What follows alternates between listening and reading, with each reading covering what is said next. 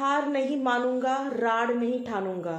অটল বিহারী বাজপেয়ী জি এই লাইনটা, যার বাংলা অনুবাদ হচ্ছে, হার তো মানবই না, হালও ছাড়বো না। যারাই বলছে যে এই প্রতিবাদ করে কিছু হবে না, অনেকেই বলছে যে যেটা হওয়ার সেটাই হবে, সবাই চিৎকার চেঁচামেচি করবে, তারপরে শান্ত হয়ে যাবে, তারপরে সব ভুলে যাবে, আর যেটা হওয়ার সেটাই হবে। কারণ কি, এর পেছনে এই কেসটা, অভয়ের কেসটা যত সাধারণ মনে হচ্ছে, ওটা অতটা সাধারণ নয়। আর এখানে একজন, দুজন, তিনজন বলে ইনভলভমেন্ট না, এখানে ছোটোখাটো কেস না, এখানে কিন্তু অনেক হাজার হাজার লোক ইনভলভ আছে, যাকে বাঁচানোর অনেক রকমভাবে চেষ্টা হচ্ছে। জিনিসটা কি জানেন তো, আমাদের সামনে কিন্তু সব কিছু ক্লিয়ার, আমরা কিন্তু সব বুঝতে পারছি। এই প্রতিবাদটা তো তার জন্যই, কারণ কি আমরা সব বুঝতে পারছি, আমরা দেখতে পাচ্ছি কিভাবে এভিডেন্স সরানোর চেষ্টা হয়েছে, কিভাবে এগুলো মুছে ফেলার চেষ্টা হয়েছে, কিভাবে এটাকে একটা অন্য এজেন্ডা দেওয়ার চেষ্টা হয়েছে, কেসটাকে যাতে সুইসাইড বলে বা কোনো কিছু করে এটাকে সরিয়ে দেওয়া হয়েছে। তখন হয়তো বুঝতে পারিনি যে জিনিসটা এতটা তীব্র আকার ধারণ করবে। আমরা পার্ক স্ট্রিট কাণ্ডে চুপ ছিলাম, আমি তো তখন সেই সময়টা অনেকটা ছোট ছিলাম। আমরা রিসেন্টলি যেটা হয়েছে সন্দেশখালিতে, সেটা নিয়ে চুপ ছিলাম। এরকম ভেতরে ভেতরে অনেক এরকম কেসেস হয়েছে, যেটা খবরে এসছে, তবুও আমরা চুপ ছিলাম। কিন্তু এবার আমরা চুপ থাকবো না। আর যারাই বলছো এইসব করে কিছু হবে না, হবে, এক না একদিন তো হবেই, হতেই হবে। আমাদের স্বাধীনতার লড়াই শুরু হয়েছিল 1857-এ, শেষ হয়েছিল 1947-এ। 90 বছর লড়াই করতে হয়েছে তাদেরকে স্বাধীনতা পাওয়ার জন্য। তাহলে লেগে থাকতে হবে, কোনো কিছু হবে না বলে হার মেনে ফেললে হবে না, করতে হবে। এই যে আগুনটা সবার মধ্যে লেগেছে, মেন্টালি ডিস্টার্ব হয়ে গেছে মানুষ, আমি তো হয়েইছি, সত্যি কথা বলতে আমি প্রচণ্ডভাবে মেন্টালি ডিস্টার্ব হয়েছি। রাত্রে শোয়ার সময় ঘুম থেকে উঠেই আমি সেই সব জিনিস ভাবছি, আর যেই সব ছবি সবাই রিলিজ করছে সেটা দেখে আমি কেন, আমার মতন অনেক মেয়েরা আছে, আমি অনেক সোশ্যাল ইনফ্লুয়েন্সারদের দেখেছি, তারা সত্যি মেন্টালি ডিস্টার্ব। মানে ভাবা যায় না এই জিনিস, যে ইনসিডেন্টটা ঘটেছে না, এটা ভাবা যায় না। মেয়েটির বডিতে যে স্কার পাওয়া গেছে, সেটা দেখে বোঝা যাচ্ছে সে লাস্ট অবধি কত লড়াই করেছে। তাহলে আমরা কি তার জন্য লড়াই করব না, মাঝপথেই ছেড়ে দেব? তো যারা ডিমোটিভেট করতে চাইছো, তারা কিন্তু শুনে নাও, তোমরা কিন্তু ডিমোটিভেট করতে পারবে না। আর কিছু কিছু মানুষ আছে এই সোশ্যাল ইনফ্লুয়েন্সারদের কমেন্ট সেকশনে গিয়ে উল্টোপাল্টা কথা বলছে, পুরো ভিডিও না দেখে কথা বলছে। এরকম প্রচুর ইনফ্লুয়েন্সার আমি দেখেছি, এমন এমন কথাও বলেছে যে তুমি বলছো না তোমার বাড়িতে যখন রেপ হবে তখন কি তুমি কথাটা বলবে? না, আমি আমার যে ফেভারিট ইউটিউবার, যাকে দেখে আমি সত্যি করে আমি ইউটিউবটা শুরু করেছিলাম, হচ্ছে সিনফুল ফুডি। আমি সিনফুল ফুডি দিদির ভিডিওটা দেখেছি, সে লাইভ করেছিল। কত প্যাথেটিক ব্যাপার যে তাকে টার্গেট করছে, সে তো একটা মেয়ে। তুমি কাউকে এরকম বলতে পারো তোমার বাড়িতে রেপ হলে তখন তুমি বলবে? আর যারা সোশ্যাল মিডিয়াতে এসে ব্যাকল্যাশ করছো ইনফ্লুয়েন্সারদের, আমি তো ইনফ্লুয়েন্সার নই, কারণ আমি সেরকম ভিডিওস দিও না, আমাকেও করেছো অনেকেই, মানে অনেকে না, একজনই আছে যে কনস্ট্যান্ট কমেন্ট করে যাচ্ছে নেগেটিভ ব্যাপার আমার। আমি ঘরে বসে বসে লেকচার দিচ্ছি, তুমি কেন যাচ্ছ না? আরে বাবা, আমি কোথায় থাকি সেটা দেখতে হবে। যখন আমি আগে একটা ভিডিও বানিয়েছিলাম, আমি বলেছিলাম যে আমি ওখানে অ্যাটেন্ড করতে পারবো না ডিউ টু সাম সার্কামস্টান্সেস। তা সে লিখেছে, শেম অন ইউ, তোমার এরকম বলা উচিত হয়নি, তোমার ওখানে যাওয়া উচিত ছিল। আর সেই যে জমায়েতটা আরজিকর হসপিটাল, এখান থেকে আরজিকর হসপিটাল আমার না হলে 3 ঘন্টা সময় লাগবে। It is not possible for me যে 11টার সময় ওখানে গিয়ে সারা রাত কাটানো, আর আমার আগে পিছে আমার অ্যাজ লোকাল গার্জিয়ান এখানে কেউ নেই, এটা ভাবতে হবে। তোমরা যারা একটা মেয়েকে এরকম ধরনের কমেন্ট করছো, একটু বুঝে করো যে সে কোথায় আছে। এই যে এই র্যালিটা হয়েছিল, এই র্যালিতে বর্ধমান থেকে একটা মেয়ে গেছিল, মেয়েটা কিন্তু বাড়ি ফেরেনি, সে প্রোটেস্ট করতেই গেছিল, তাকেও ধর্ষণ করে তার আইডেন্টিটি লুকানোর জন্য পাথর দিয়ে তার মুখটা একদম কুচলে দেওয়া হয়েছে।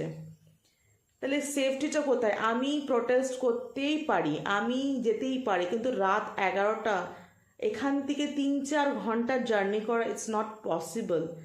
থিঙ্ক, মানে একটু হেলদি ভাবো, একটু ভেবে দেখো জিনিসটা কীরকম। মনে হয় মানে এই যেটা হয়েছে ফিজিক্যালি আর এটা যেটা হচ্ছে সোশ্যাল মিডিয়াতে মেন্টালি, এটা কাইন্ড অফ সেম থিং। আমার জন্য তো সেম থিং।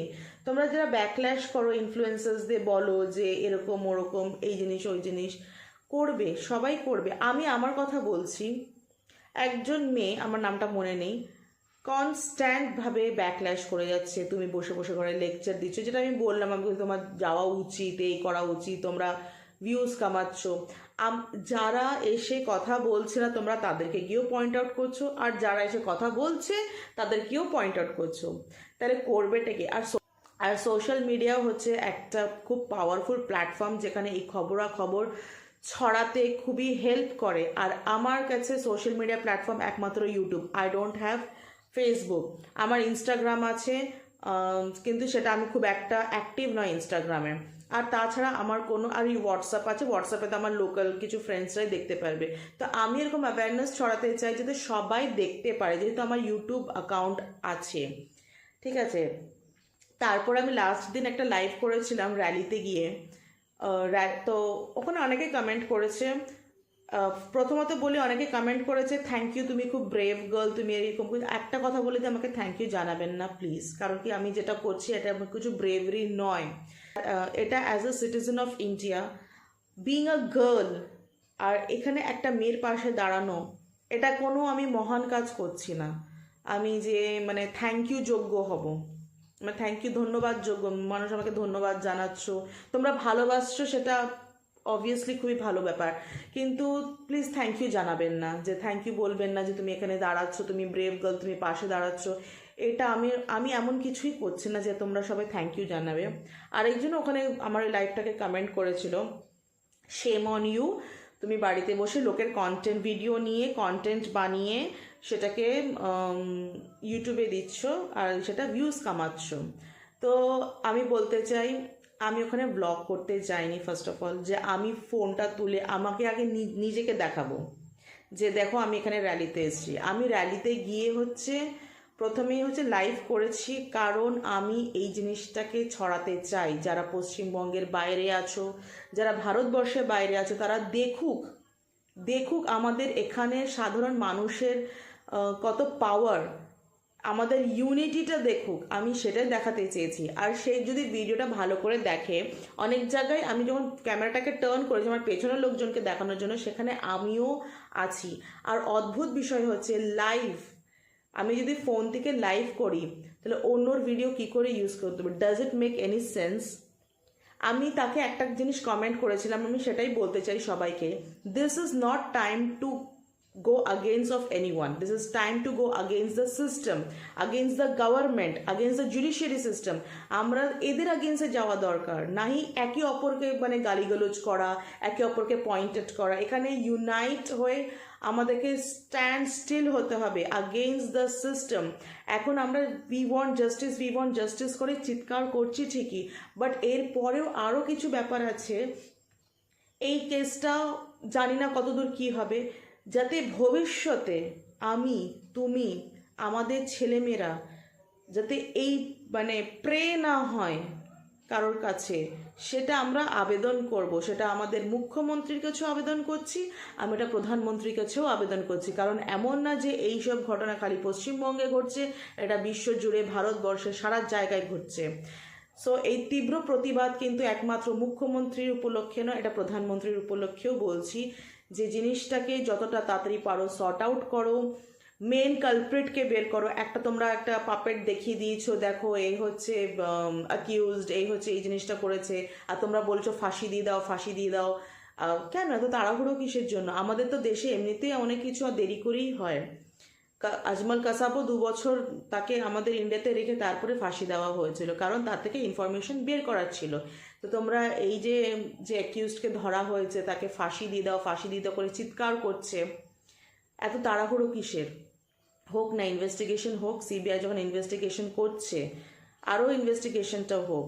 ওখানকার যারা নামি দামি মাথা আছে, যারা পপুলার মাথা আছে, যারা এই কেসের পেছনে ইনভলভ আছে, তাদেরকেও ধরাটা খুব দরকার আছে। মাঝখানে হচ্ছে একটা অডিও ক্লিপ রিলিজ হয়েছিল, একজন হচ্ছে কলেজেরই স্টুডেন্ট হয়তো সে রিলিজ করেছিল, সেটা শুনেছি।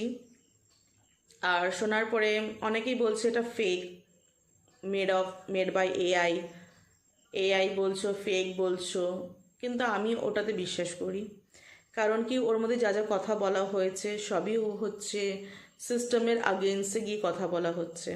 হোক না এআই, হোক না ফেক, তো কি হয়েছে, সেটার উপরে তো কেউ জাজমেন্ট অবশ্যই করবে না, কেন কি হিয়ার অ্যান্ড সে এর উপরে কোনো জাজমেন্ট হয় না until and unless you give a proof.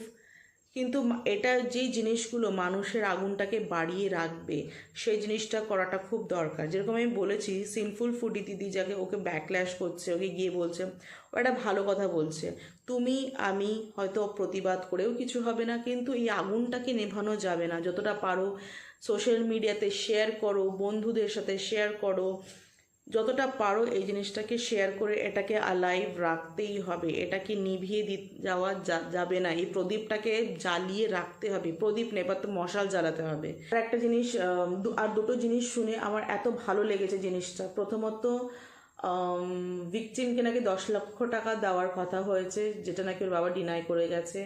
বলেছে আমরা নাকি সেলাই করে খাই, সেলাই করে মেয়েকে পড়াশোনা করিয়েছি, ডাক্তার বানিয়েছিলাম, তো এর বিনিময়ে 10 লক্ষ টাকা আমাদের কাছে আমরা নিতে চাই না। আরেকটা হয়েছিল যে দমদমে কোনো একটা ক্লাব হচ্ছে, যে সরকার থেকে টাকা দেওয়া হয় দুর্গাপুজো করার জন্য, সে টাকাটা নাকি ফিরিয়ে দিয়েছে, তারা নাকি সে টাকাটা নেবে না। এটা এখন বুঝতে হবে সরকারকে। এখন কিন্তু মানুষ কিন্তু টাকায় বিক্রি হবে না, সব কিছু টাকা দিয়ে কেনা যায় না। মানুষের জীবন, মানুষের মান সম্মান, মানুষের খুশি, সব কিছু টাকা দিয়ে অ্যাটলিস্ট কেনা যায় না। এটা বুঝতে হবে। সবসময় টাকার গরম দেখাবেন না, সবসময় টাকা টাকা করবেন না। মানুষ উঠে দাঁড়ালে না অনেক কিছু করতে পারে। আর এই রিলেটেডই একটা জিনিস এসে, অনেকে বলেছে বয়কট পুজোটাকে বয়কট করা উচিত। অবভিয়াসলি আমি তো সত্যি কথা বলতে আমি পুজোতে কোথাও বেরোই না, কোনো বছরই আমি বেরোই না, আমি বাড়িতেই থাকি। কারণ ভিড়ভাড়টা আমার পছন্দ না। আর সবথেকে মেন কথা হচ্ছে সেফটি। কারণ কি, আমার বাড়িতে এখানে কেউ থাকে না, আমি কার সাথেই বা পুজোতে বেরোবো, আর বন্ধুবান্ধব কার সাথেই বা পুজোতে ঘুরবো, কারণ কি আমাকে বাড়ি ফিরতে হবে। আর আমার বাড়িটা অনেকটাই দূর, এখানে ইটস নট পসিবল কি আমি বাইরে গিয়ে পুজো টুজো দেখে রাত বেরাত ঘুরবো, ইটস নট পসিবল। আর আমার সত্যি কথা বলতে আমি পুজোতে কোথাও বেরোই না। তো কিছু কিছু মানুষজন বলছে না, পুজোটাকে পুরোপুরি বয়কট করা উচিত না। কারণ কি, এর পেছনে অনেক স্মল বিজনেস ডিপেন্ড করে, যেরকম ঢাকিরা, তারপরে বিভিন্ন যারা স্টলস দেয়, স্মল বিগ সব ডিপেন্ড করে। মানছি তাদের একটা ইকোনমিক্যালি সাপোর্ট পায় এই সময়টা, কিন্তু এটাও ভাবতে হবে কিছু পাওয়ার জন্য কিন্তু কিছু হারাতেও হয়। আমরা যেরকম কি কোভিডের সময় আমরা প্রত্যেকে বাড়িতেই ছিলাম, কিন্তু এই ডাক্তারই যারা হচ্ছে মানুষের প্রাণ বাঁচিয়েছে নিজের প্রাণের কোনো চিন্তা না করে, এরকম কত ডাক্তার আছে নিজেদের প্রাণ হারিয়েছে এই পেশেন্ট বাঁচানোর জন্য। তা আজকে আমাদেরও উচিত এই ডাক্তারের পাশে দাঁড়ানো, তাই না? পুজো এই বছর নাই মানালাম আমরা সবাই, আরও তো পুজো আসছে, পুজোর কোনো শেষ হচ্ছে না। ওই সময় আমরা পুজো সেলিব্রেট করিনি, একটা বছর পুজো সেলিব্রেট না করলেও কিছু হবে না। হ্যাঁ, যারা করছে করুক, কিন্তু আজকে যেরকম মনসা পুজো, আজকে জায়গায় জায়গায় আমি ঠাকুরের ছবি দেখেছি, অনেকে স্ট্যাটাস দিয়েছে। সত্যি কথা বলবো, একটা মন দিয়ে কথা বলছে, আমি প্রত্যেকটা ঠাকুরের মুখে, মানে তার মুখে আমি কিন্তু অভয়াকে দেখেছি। আমি কিন্তু প্রত্যেকটা মূর্তির মুখে অভয়াকে দেখেছি। তোমরাও দেখবে, ঠাকুরের মুখে দিকে যে তাকাবে, যারা যারা অভয়াকে দেখেছো, যদি তাকে না দেখতে পারো আমাকে এসে বলবে। আমি এটা কিন্তু ফিল করতে পেরেছি। তার জন্য আনন্দ উৎসাহ আমার কাছে এখন কোনো কিছুই নিয়ে নেই। আমার কাছে কেন এরকম এরকম অনেকেই আছে, আমি অনেকেই দেখেছি যারা মেন্টালি ভীষণ ডিস্টার্ব হয়ে গেছে জিনিসটা নিয়ে, যে তার বডিতে যে স্কার ছিল সেটা দেখে আমরা বুঝতেই পারি যে সে কতটা লড়াই করেছে, যে তার পেলভিক এরিয়া ভেঙে দিতে হয়েছে, কতটাই লড়াই করেছে তার কলার বোন ভেঙে দিতে হয়েছে, কতটাই লড়াই করেছে তার চোখে ঘুষি মেরে তার কাজ চোখে ঢুকিয়ে দেওয়া হয়েছে, যার চোখ দিয়ে রক্ত বের করা হয়েছে। সে শেষ অবধি লড়াই করেছে, আমরাও তার জন্য শেষ অবধি লড়াই করব। আগামীকাল 18 তারিখে হচ্ছে আমাদের এখানে জমায়েত হচ্ছে, আমি সেটাতেও আবার অ্যাটেন্ড করব। তোমরাও যারা পারবে অবশ্যই অ্যাটেন্ড করবে, আর যারা পারছো না তারা ঘরে বসে প্লিজ শেয়ার করো যতটা পারো। কারোর কোনো নিউজ দেখছো, হ্যাঁ ফেক নিউজ থেকে বাঁচো প্লিজ, ফেক নিউজ ছড়িও না কেউ। যে নিউজ চ্যানেলে যে নিউজগুলো আসছে, পোস্টগুলো আসছে, সেই পোস্টগুলো শেয়ার করো যাতে মানুষের এই আগুনটা যেন না নিভে যায়। এটা জারি রাখতে হবে, কেন কি লড়াইটা অনেকটাই কঠিন। তার জন্য কনসিস্টেন্সি ইজ দ্য কি আমরা বলি না, হতে হতে ঠিক একদিন হয়ে যাবে। তো এই জন্যই আজকে আমার ভিডিওটা বানানো। আগামীকাল আমি থাকছি র্যালিতে, আপনারাও আসুন, আপনারাও জমায়েত হন। আপনাদের নির্দিষ্ট সব জায়গাতেই আলাদা আলাদা জায়গাতে জমায়েত হচ্ছে। এই জিনিসটা শেষ করা যাবে না, এটাকে কন্টিনিউ রাখতেই হবে। আমাদের মধ্যে যে আগুনটা জ্বলছে সেটাকে জ্বালিয়ে রাখতেই হবে, এটাই আমার শেষ কথা।